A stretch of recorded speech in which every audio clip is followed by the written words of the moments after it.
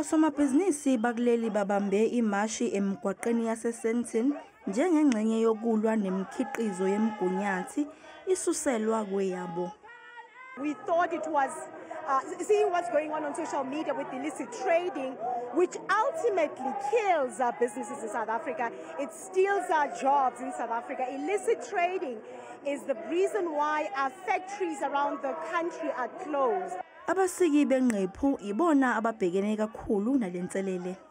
There are so many fabric mills that have closed as a result of this, and the fact that there's not enough that we are producing locally. So we need that collaboration between the creative industry as well as big business to say how do we tackle this. And also, most importantly, we also need the policymakers and the lawmakers to rally behind it, because it's one thing for us to fight as individuals, but this is a problem that's impacting everybody else. Our call today is to the government.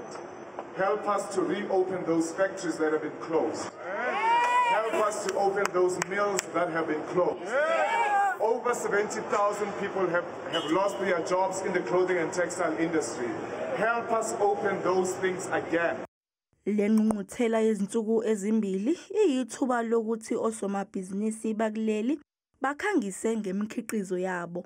Kanti igqugquzela nabantu bakuleli ukuba bethenge impahla ekhiqizwe kuleli.